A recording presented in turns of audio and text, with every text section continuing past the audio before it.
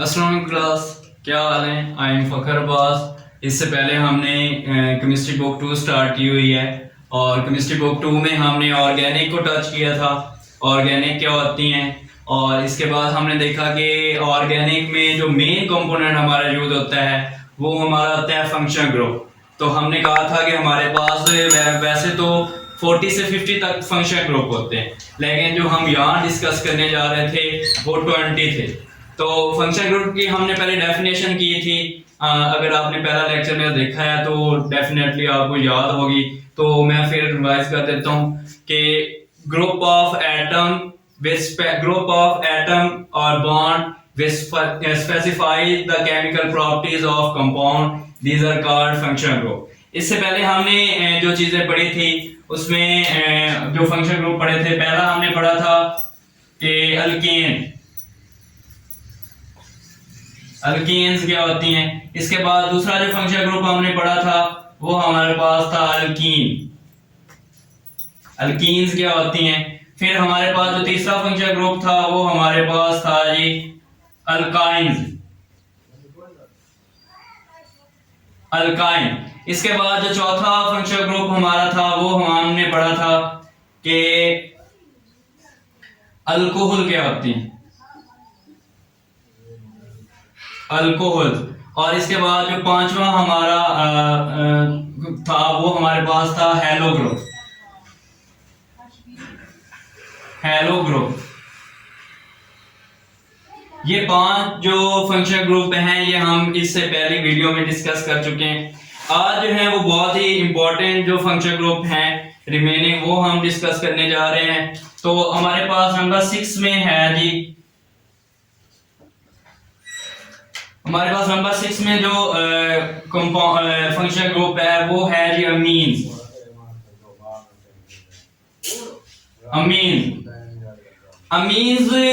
को पढ़ने से पहले हम थोड़ा सा बैकग्राउंड इसका देख लेते हैं। तो इससे पहले हमने बात की थी कि हमारे पास जो है वो अमोनिया होता है, एक अमोनिया होता है NH3 अमोनिया, और एक हमारे पास चीज होती है अमोनियम NH4। ये हमारे पास दो कंपाउंड। अगर हमारे पास नाइट्रोजन के साथ 3 हाइड्रोजन लगे हो तो हम उसको अमोनिया कहते हैं, ये लिप्स क्लोज नहीं करते। और अगर हमारे पास 4 हाइड्रोजन लगे हुए हैं तो उसको अमोनियम यानी कि लिप्स क्लोज हो जाते हैं, ये पढ़ते हैं। तो अगर हम इसकी थोड़ी सी डायग्राम की तरफ चलें तो हमें पता है कि नाइट्रोजन के वैसे टोटल 7 इलेक्ट्रॉन होते हैं, लेकिन इसका जो वैलेंस शेल में वो कितने 2 इलेक्ट्रॉन यहाँ पे होते हैं। वैलेंस शेल में इसके 5 इलेक्ट्रॉन होते हैं। अब इसमें अगर देखा जाए तो यहाँ पे एक हाइड्रोजन लग जाता है, एक यहाँ पे हाइड्रोजन लग जाता है और एक हाइड्रोजन यहाँ पे लग जाता है। तो इसकी वजह से अब ये हमारे पास एक लॉन पेयर आ जाता है। लॉन पेयर हमारे पास आ जाता है। तो अमोनिया पे हमने देखा कि एक लॉन पेयर होता है अमोनिया पे।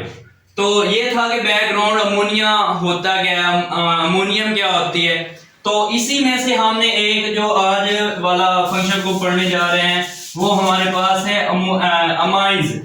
अगर अमोनिया में से एक हाइड्रोजन को रिमूव कर दिया जाए, यानी कि इसमें से जब आप एक हाइड्रोजन को रिमूव कर देते हैं तो आपके पास अमाइंस बन जाते हैं। तो ये वाला जो फंक्शन ग्रुप है ये आपका अमाइंस है। अब इसमें क्या होता है कि इसमें आपके पास पहले एक लॉन पेयर था, अब 2 लॉन पेयर हो। अब देखने वाली बात यहाँ पे ये एक बात है कि बच्चों को ये पता नहीं चलता कि लॉन पेयर कैसे आ जाता है, क्योंकि हमने देखा कि हाइड्रोजन ने 3 हाइड्रोजन ने जो नाइट्रोजन है उसके साथ बॉन्ड बनाया हुआ है। ये होता क्या है कि जब यहाँ से एक हाइड्रोजन रिमूव होता है यानी कि वो H+ की फॉर्म में जाता है। जब वो H+ की फॉर्म में जाता है तो इसका मतलब है कि वो अपना एक इलेक्ट्रॉन नाइट्रोजन को दे के जाता है। इसकी वजह से एक नाइट्रोजन का अपना इलेक्ट्रॉन और एक वो हाइड्रोजन का ले लेती है, तो इस पे ऊपर 2 लॉन पेयर आ जाते हैं। तो ये वाला ग्रुप जो होता है इसको कहते हैं अमाइड। अगर इसके एग्जांपल में हम देखें तो वही हमने प्रोपेन किया था आसानी के लिए, और अगर आप प्रोपेन के साथ NH2 लग जाए तो आप इसको अमाइन ग्रुप कहेंगे, और एंड पे नाम आता है इसलिए इसको अमाइड भी कह देते होते हैं। अब जो हमारा नेक्स्ट है वो है जी इसी का ही एक कह लेंगे इसका भाई है, वो हमारे पास जी है ईमीन।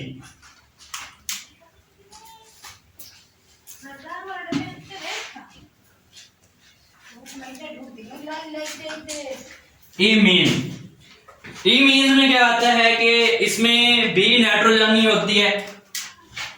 नाइट्रोजन ने क्या किया होता है, डबल बॉन्ड बनाया हुआ होता है कार्बन के साथ, और नाइट्रोजन ने अपनी वैलेंसी पूरी करने के लिए यहाँ एक हाइड्रोजन लगा हुआ होता है। अब क्योंकि हमें पता है कि हमारे पास का अच्छा ये क्वेश्चन चले इसी में से क्लियर कर लेते हैं। ये बच्चे का एक क्वेश्चन था कि सर आपने बताया था कि वैलेंसी जो है वो कार्बन की 4 होती है, तो उसको फिल करने के लिए आपने हमें सही वो उनको क्लियर नहीं हुआ। तो ये देखें कि जहां भी कार्बन की हमेशा वैलेंसी 4 होती है तो 4 बॉन्ड हमने कार्बन के पूरे करने होते हैं।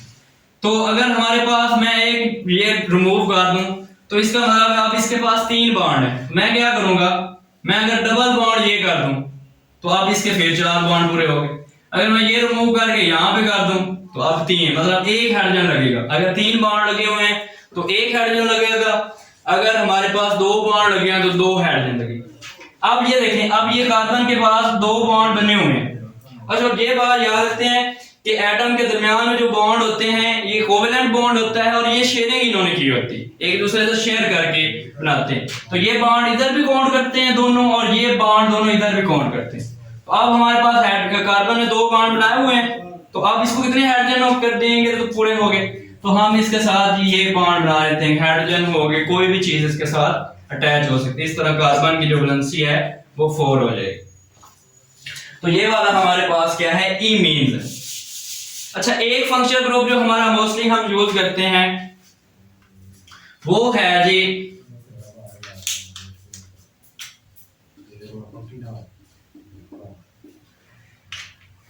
फिनाइल।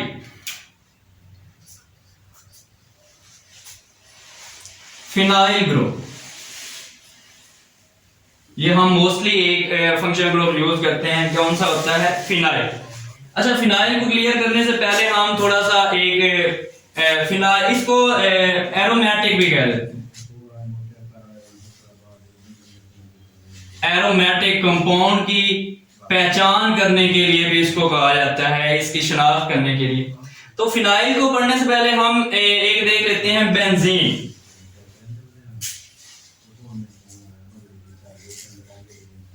बेंजीन देख लेते हैं हम।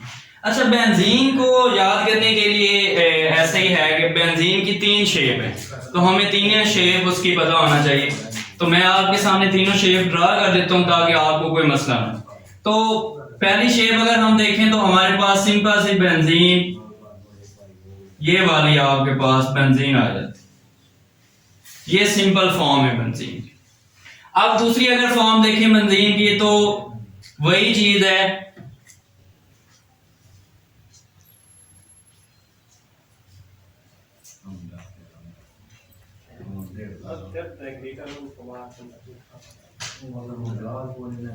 अब ये भी बेंजीन है हमारे। अगर मैं इसको ऐसे लिख दूं तो ये भी हमारे पास बेंजीन। अगर इसको मजीद खोल के लिखा जाए तो इसको ऐसे भी लिखा जा सकता है।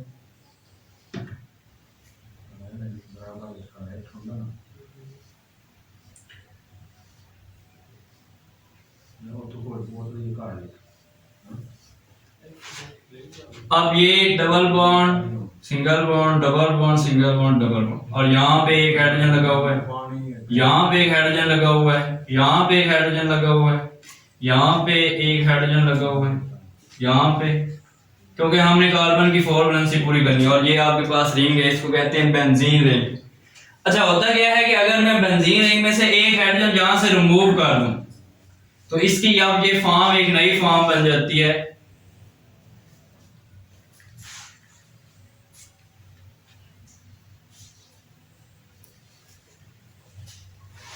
इसको कहते हैं फिनाइल ग्रुप।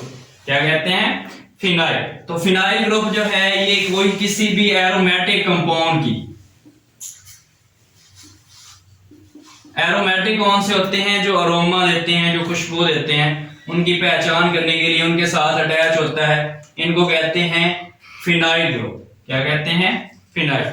अच्छा, अब इसी में से नेक्स्ट आगे चलते हैं। तो हमारे पास जो 9 है,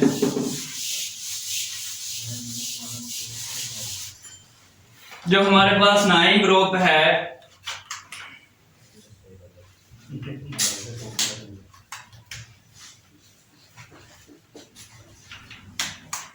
वो जी आपने अक्सर सुना हुआ है ईथर। अक्सर बच्चों ने ईथर लिंकेज भी सुनी हुई है। तो ये हमारे पास जो 9 ग्रुप है वो ईथर है।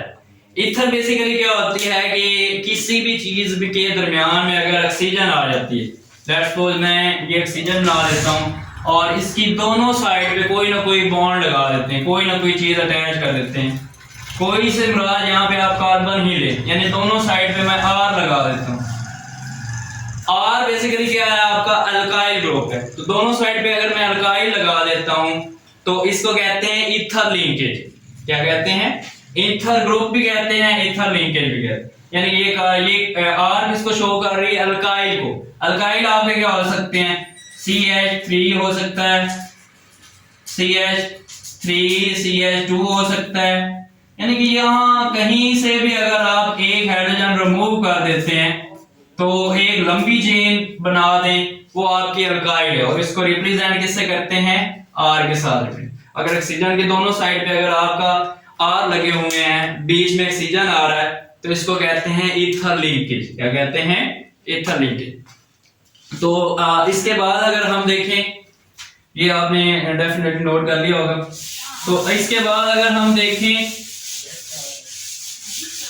एक और हमारे पास मोस्ट इंपॉर्टेंट जो सबसे ज्यादा जिस पे हमें फोकस करने की जरूरत है, वो हमारे पास ग्रुप जो है उसका नाम है जी कार्बोनाइल।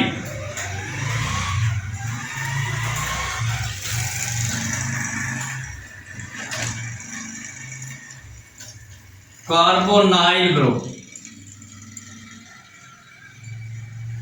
कार्बोनाइल ग्रुप क्या होता है कि आपने अक्सर पढ़ा है एल्डिहाइड, कीटोन पढ़े हैं, ईस्टर्स पढ़े हैं। तो उन सारों में एक चीज आपको कॉमन नजर आती है, वो ये वाला है, C डबल बॉन्ड O और ये साइड लगा। ये वाला चीज जो है इसको कहते हैं कार्बोनाइल ग्रुप।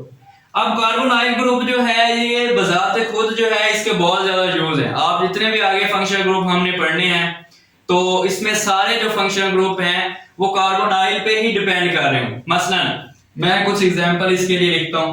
अगर मैं कह दूं कि आर इन ये जो आपके बॉन्ड लगे होंगे, एक साइड पे आर लगा दूं, दरमियान में आपका ओ ही रहने दूं और इस साइड में मैं एच लगा दूं, तो ये वाला नया फंक्शनल ग्रुप जो रहता है इसको कहते हैं एल्डिहाइड।